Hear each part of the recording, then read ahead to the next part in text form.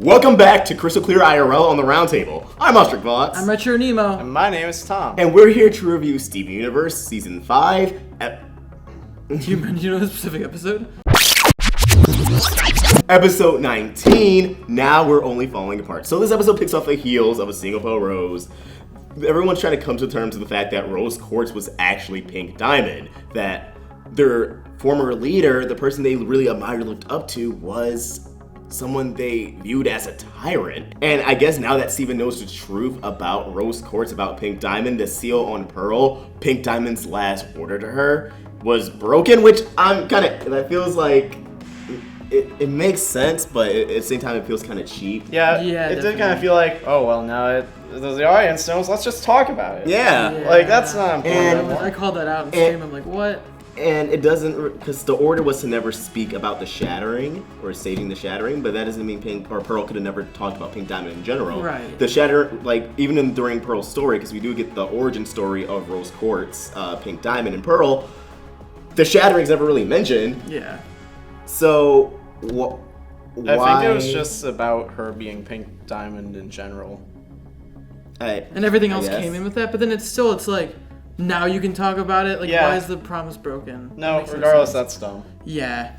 Yeah, it does feel like kind of just like shoehorned in writing on that end, but beyond that, it was a fun episode. It and was like great. It's so weird to describe the episode after such a huge revelation where everyone's devastated and trying to come to terms with this. Yeah. As fun. Okay, but it was. And granted, the Universe obviously anticipated a lot of mixed reactions for this, and this episode was kind of addressing those mixed reactions. But even in the promo, we see Amethyst at Fish Stew Pizza that was in this episode, just still like on the fence about everything. And speaking of Amethyst, something that I really enjoyed was we see a scene where the Amethysts are emerging for the first time, and Pink Diamond's really excited. She goes down there, and Pearl gave her the idea to become Rose Quartz, which enabling her. Yeah, enabling her, which it's like it's like a setup. For like, oh, okay, that makes sense. When Rose Quartz goes down to the kindergarten to observe her Amethyst, they say 8XM hasn't emerged yet, which is obviously our Amethyst. And I do think it would be cool or neat if it turns out the reason why Amethyst found out the awards because Pink Diamond and Rose remembered about Amethyst. Like, hey, actually, an Amethyst never emerged. Whatever happened to them? Let's check up on them. And that'd be a sweet little detail. Going back to Pearl right quick, do you guys feel? I feel like this episode kind of hammered in the fact that even if Pearl was given to Pink Diamond, she says, I was given to you, she wasn't made for Pink Diamond. Mm-hmm.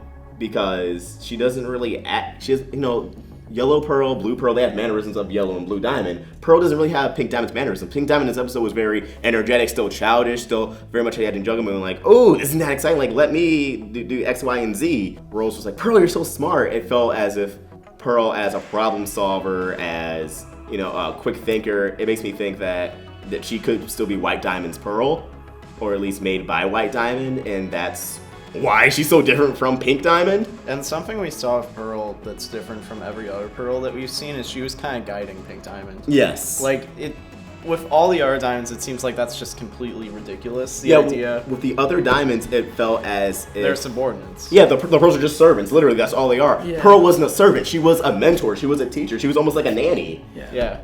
It just doesn't add up that Pearl was, made as a pink Pearl. I still think there was, possibly there could have been another pink Pearl beforehand, and we will get to that later point once they, if they do decide to go for the narrative that, oh yeah, Pearl does originally belong to White Diamond. And they probably just didn't trust Pink Diamond, because they recognized how immature she is, and they were like, well, we have this Pearl here who served White Diamond or whatever, so we can kind of have her keep her in line and kind of guide her in the right direction or the direction that we want.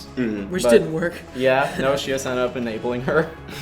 But that might have been the idea. But like, it's funny because she just, the whole time just wanted to make her diamond happy. Oh, you're sad? Well, let's go down there. It's like everything. Yeah. So she was following orders, which made sense to her, but she didn't realize like the implications. It was like an in-between where it's like she's meant to kind of babysit Pink Diamond, but also she's meant to serve diamonds at the same time. Yeah. It's really complicated. I've never been more invested in Steven Universe's story than I have been at this moment right now. not that they're not following through on the narrative setting up, but they are kind of just excusing a lot of Pink Diamond's actions. Like, turned out Yellow and Blue Diamond made the human zoo, and that's huge because it was sort of like, oh, Pink Diamond made the human zoo. And, you know, it could have been spun around, like, from her eyes, she was just trying to preserve human life, you know, protecting them. Like, this is her way of protecting the humans in case she wasn't able to see the colony, but at the same time, she was just abducting them from their families. But now it's, oh, no, Yellow and Blue Diamond did that. Pink Diamond didn't really have a say in that. And, yeah, it does. That makes more sense as to why Pearl and eventually Distortion expressed interest in retrieving the humans. Like, we know we could never get to them after the war, but it was implied that they wanted to. But having it just be like, oh, actually, the other Diamond said that, it kind of... It feels like the show's trying too hard to justify Pink Diamond and what she did. Her personality didn't change, though. Like, she was still very selfish and very mature, and definitely acted a lot on impulse, which is, like, a big problem I had with her. Because, like, she's definitely the type of person who doesn't really take responsibility.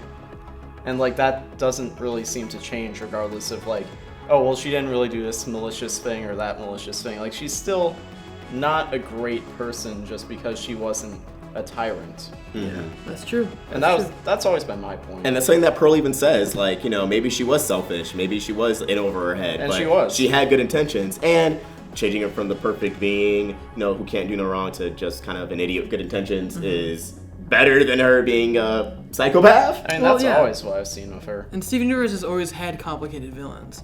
Like, that's what the show's all about. So the thing is it's just an irresponsible person. Yeah. Right, yeah. It's not so malevolent. Because, like, the thing is a lot of times, a lot of the bad things in the world don't happen because people are choosing to be bad or choosing to do bad things. It's because they aren't, like, competent enough or responsible enough to just take responsibility and just be able to do the right thing. Yeah, that's true. Yeah. I really liked all the callbacks. Like, they showed, like, Garnet, like, the answer from a completely different perspective. And that was kind of fan service a little bit, but it was nice. Yeah, I really enjoyed that aspect. Pearl kind of just trying to just fuse Pink Diamond out of nowhere. Yeah, that was that was like, it made me think back to, like, the Sardonyx arc. It seemed like Pink Diamond was, like, totally into it, though. Like, she really wanted to fuse too. It's just like she just went for it, and it wasn't like, hey, let's fuse. It was just like, oh, we're fusing now. Yeah.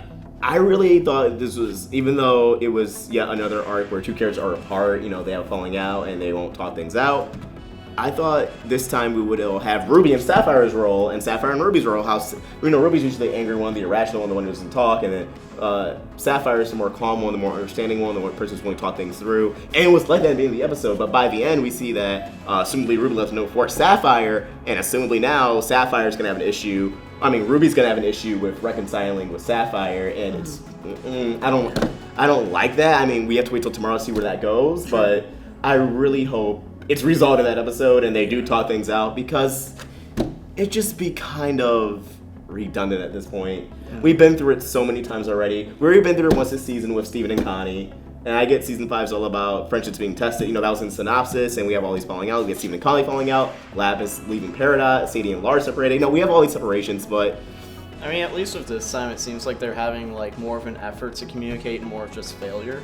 Yeah. So it's actually a bit, like, it's not just lazy, like, oh, we're just gonna not address it. It's actually going to be addressed, but, like, it seems like if they drag it out, they might do it a bit better now. Like, they might do it in a more realistic and more practical way than before. But I'm saying they shouldn't drag it out at all. I mean, regardless, if it makes sense, it won't feel like it's being dragged out, especially since it's like they aren't gonna go for too long. Like, I'm assuming, like, within, like, a few episodes, we're going to see them reunite. Because I'm assuming Reunited isn't actually about them. I'm assuming it's more so about the Diamonds. Yeah, the Diamonds reunite. Pink Diamond reuniting Blue and Yellow Diamond. Yeah, so I feel like this might be, like, 2, maybe 3 episodes. Yeah, hopefully it can wrap up in the question. I don't think it'll go into Maid of Honor. I mean, story-wise, it was a great episode. It did its purpose as to rationalize Pink Diamond's actions a lot more. That was the purpose of this episode. Yeah, so the Ruby and Sapphire arc, but the main focus is, hey, look, I know a lot of y'all, I'm looking at you content creators are thinking, hey, no, screw Pink Diamond. I don't fuck with Pink Diamond, but here's why you should, like, probably just calm down a bit, and here's the other side of the story. Oh, I've always had my reasons. Yeah. And they haven't changed.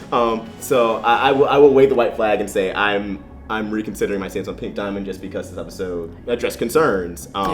I hope the characters actually sit on this a bit more and, you know, come to terms with it. I don't want them to just be like, all right, yeah, that's fine. Like, you know, Steven, he's understanding, he's lovable. Obviously, he's going to be more understanding than other people. Yeah, but at the end when they started having like Steven chime in when he was like, I don't even remember what he said, but like before they showed him and he was heard his voice, I was hoping he was gonna be like, yo, but like, are we just not gonna acknowledge like all that other stuff? Like just start roasting Pink Diamond? Mhm. But then like he was just kind of being like regular Steven, like, oh, she was actually a good person. I'm like, yeah, I mean, Sapphire went in the beginning of the episode. She said, all right, she told Ruby our relationship was based on a lie. So I can see why Ruby's upset. Yeah. Like, Yeah. when you bring out those words, yo, like, that's like, chill out. That's like in Stranger Things when Nancy got drunk and was just like, oh, this is all bullshit. And then Steve was like, wait, what? That's actually that exact. Yeah, he's like, I wasn't thinking that at all. And Yeah. she's like, this is all bullshit, we're just pretending. It's like, I wasn't pretending. Like, So before we wrap up, I was supposed to touch on the art in this episode. We got a new storyboarder, Christine Liu. Not out of the park, her and Lamar. I'm not Great sure episode. who drew what. Usually they do storyboards, but if any of the diamonds we saw in this episode was Lamar, he did a great job. And I know Lamar gets a lot of flack. He draws hair too big, or his chibi style is really chibi for the show. But he did a great job with this episode. Like, at no point was I like, ooh, this looking kind of rough. Like, I think everyone looked good. Even for like a rough draft episode, this looked good. And I don't like rough draft episodes. You guys know this. But no, they knocked it out of the park. The diamonds looked great. Like I said, I don't know if Christine Lamar, but if we saw their picture of diamonds, it was great. Also, Pearl saying not all pearls know each other, Steven and Mr. Steve. That was a lie. I mean, we could have figured that out, but we started hanging out with them, and I think that made that scene that would be all even more interesting when Pearl didn't enter the room with Ruby and Sapphire talking with the diamonds, because back then people were thinking, at least I was thinking, hey, why didn't she enter the room? Like, it's really convenient she's the only crystal gem who didn't enter the room. Yeah, true. At that point, or actually, I don't think Amethyst was in there either. But yeah, art direction was really great. I like the background Amethyst. Like, they all had really unique designs, like the one with the bangs and everything. They were really cute. I liked seeing the different topazes. It was just for a shot, and I like that now we have a bit more gems so we can kind of fill in the background shots better. But at the same time, are you telling me there were only amethysts and topazes there? Are you telling me that? Like, there were, if you look at the answer, there was all different shapes and sizes. maybe just in like that hallway of the cluster. It's like, it's just like the topaz and amethyst style. Yeah. I would say it was an enjoyable episode. Yeah. It was good. It was strong really good. episode. Good start. But yeah, these were our thoughts on Now We're Only Falling Apart, and we want to know what you guys think. So please let us know in the comments below, and be sure to leave your thoughts on Stardust. Do it. So yeah, I'm watching the stream for Roundtable right now, and I just watched the latest episode of Steven Universe, which was Now We're Only Falling Apart, and I did not expect Sapphire to be on board that quickly. Yeah. So Just finished. Now we're only falling apart. My heart. Oh, that was so cute. So basically, Pearl was like the start of everything. Like, she planted the idea of Pink Diamond being a quartz in her head. Wow. I want to cry though. That was so cute. Where the heck? It all makes sense now, though. It makes so much sense. I'm so happy. Episode 19, Now We're Only Falling Apart. I want to give a huge shout out to the Roundtable. You guys have been amazing, so I'm definitely going to tag you guys in this one. But this episode brought so much light and understanding to Rose Quartz / Pink Diamond, and the understanding and empathy behind her relationship with Pearl, how much of an involvement Pearl was with the creation of Rose Quartz, on top of Sapphire's understanding of her role in it. It's just the ending, though, with Ruby. Oh my gosh. Okay, so this reaction isn't for single pillars or anything. They just don't have Now We're Only Falling Apart on Stardust yet. But can I just say that this episode hurt my soul? Like, I'm glad that we got more insight on Pink Diamond, but when Ruby fell to the floor and started crying, I died internally, okay? And, like, it was... okay. But I'm glad that Rose isn't as bad as she's made seem, but just Ruby, I can't even. If you want to help the Roundtable Girls, support us on Patreon, get access to exclusive perks, and have your name featured at the end of the video like all these beautiful, wonderful people. Link in the description.